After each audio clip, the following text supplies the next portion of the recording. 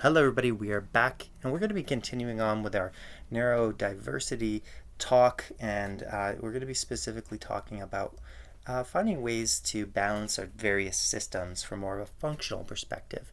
So, this is something that is very unique to, say, naturopathic medicine and other forms of alternative healthcare providers, in that we can take a systems approach. And this works really nicely in the context of neurodiversity because we can look at when we look at our body from a functional perspective, we are trying to find weakened systems and systems that we can support.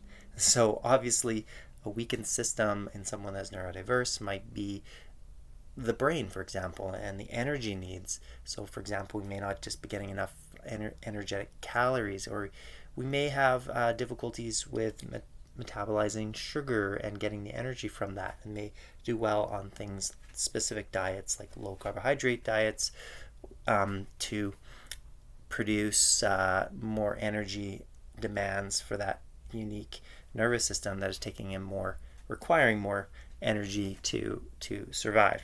So again, going back to the computer example, if the brain, for example, is like a supercomputer, and the neurodiverse brain is very talented, it's going to be taking in more information, processing in more information. It makes sense that we want to have a better power supply.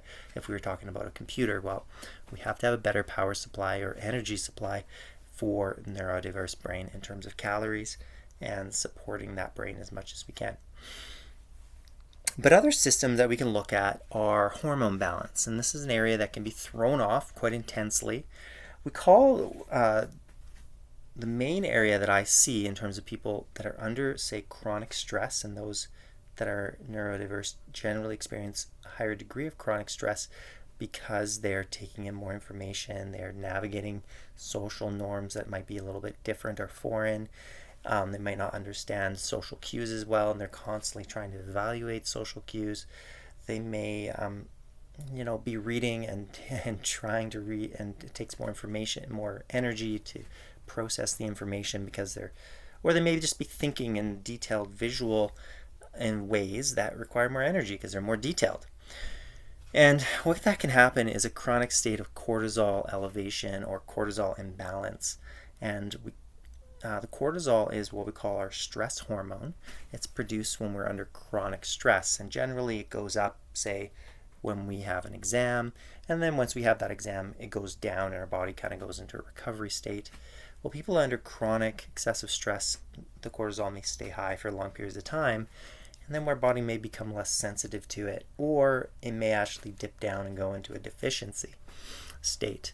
And we can feel a lot of fatigue, a lot of temperature intolerances, a lot of mental fog, brain fog, and it can wreak havoc. Difficulties with sleep and wake cycles can also happen because cortisol is the main hormone involved with keeping us awake and during the day and dipping down at night for us to sleep.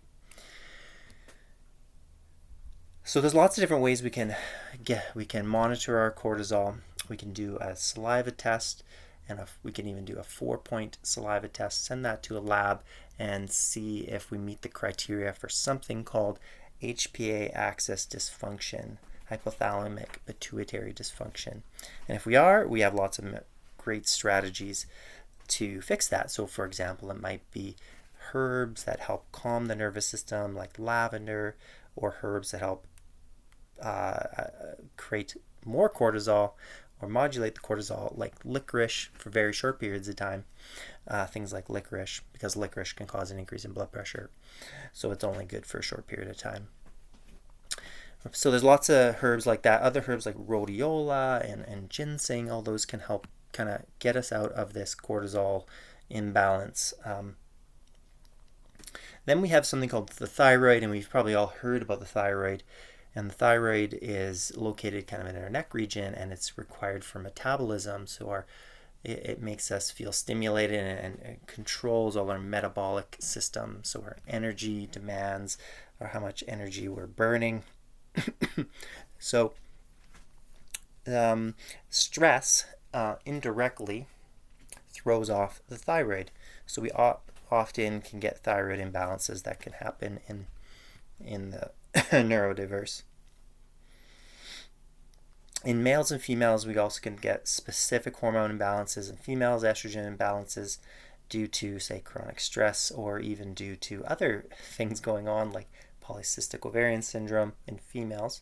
And in males, we can get low testosterone, low T at any age. But specifically, people are at increased risk. Males are at increased risk of low testosterone during major stress, but also during pregnancy when they're having kids. They can have a low testosterone, or also when they are kind of nearing older age, like in their kind of getting into the 60s and 70s, they can experience low testosterone, and that could increase risks of cardiovascular. Both females and males, hormone imbalances like estrogen and testosterone can increase cardiovascular risk, and they can have an effect on the brain and have things like depression and memory problems. So they should be evaluated if there's that context. The other area is the autonomic nervous system. We talked a little bit about balancing the autonomic nervous system, but interestingly, dysautonomia is when this is a health condition, or a big group of health conditions that occur when the autonomic balance, that sympathetic, parasympathetic, rest and digest, stress, fight or flight system, is out of balance.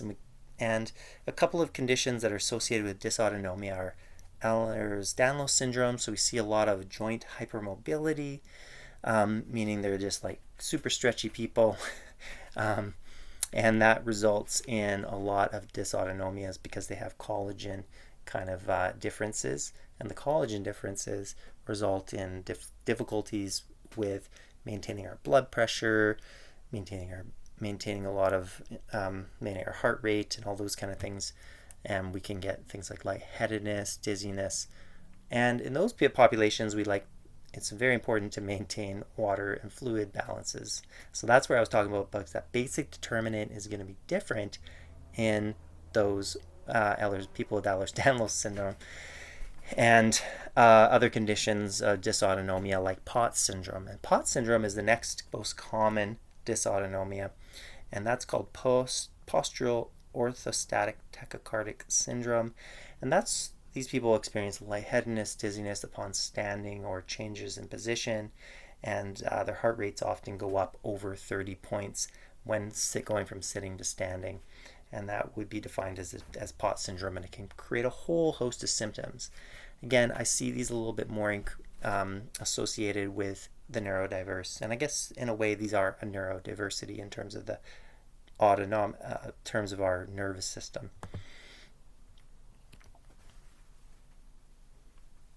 Now, almost everybody, or a large percentage of people, for example, that have autism on the autism spectrum, also have like a gut imbalances. So we see a lot of associations with difficulties with bowels, maintaining bowels as kids, and then through adulthood we see challenges with things like IBS. So getting to the root cause of IBS is very important for the neurodiverse people.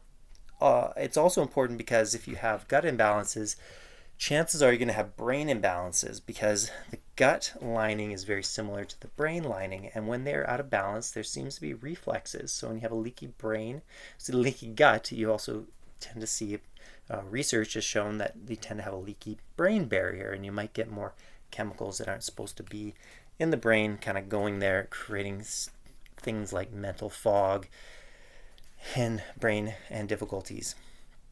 We can also have bacterial infections and infections in our microbiome, or imbalances in our microbiome, and those are things like candida or small intestinal bacterial overgrowth that need to be worked on and modified in order to enhance that gut-brain connection.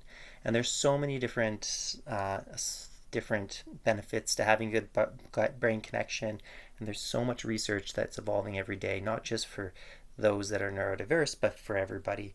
But I would say that neurodiverse people really need to focus on this to make sure their brain is healthy and strong. Then lastly is remembering to find your community. And on this wellness journey, I want you, if you feel like you identify with neurodiversity, to really start somewhere. And the first and most important part is to start with finding your community. find the people that experience the world the same way that you do. You will find that there will be a connection to those people in ways that are profound and life-changing. There are going to be very little things, but they're going to be this connection that no one else without the lived experience can really give you. So it's important to surround yourself with people. And right now it can be really hard, because if you think about it, and in terms of autism, we see that in terms of 1 in 60 people have a diagnosis, but it's probably more like 1 in 40 people, maybe. It might even be higher than that, because there is a form of autism called high masking autism, or level 1 autism, in which people don't look any differently, but when they're placed in very, very specific social situations, they may not be able to, they may have some troubles, or when they're in life gets a little more complex, they may start to have some challenges. Dyslexia, difficulties with reading or language, difficulties maybe with communication, voice, like talking and words coming from their thought translated to their mouth and out, maybe something that someone with dyslexia, as well as reading information. And anxiety support, so people are gonna, with these shared experiences, are gonna have strategies, and that's the important part, is these people that have similar experiences, they're going to be the people that are going to know how to navigate this world. And I'm very, very, very grateful for the autism community for teaching me about shutdowns and the sensory processing things that I learned from the autism community, dyslexia community. I learned how very young, at an age of 22, how to navigate that specifically, and using adaptive technology to read large volumes of information, those kind of things. And I found anxiety support and within those community. And right now we may not be able to connect directly with people, but there is some things online and Facebook groups and YouTube and all these things that can connect people. So if you're not able to, it's always better to connect with people in person, but if not, find people online that have the shared experiences, because we're a world, and when you go online, you'll find there's huge, vast communities of people with very similar experiences. Then you can share your experiences and get that strong validation that many people who have a neurodiversity just don't get throughout their life, because they may have not met too many people with these experiences, or they may just not understand the experiences at the same level. So these are all the steps that, when you are engaging on this wellness journey, to have and consider, and to start looking into and fine-tuning. And when you can do that, it is truly remarkable the changes that can occur. We also have to have acceptance that our nervous systems may get overloaded, and our nervous systems may process differently, and just accept that we can't maybe change that, but we can optimize, and we can have self-acceptance.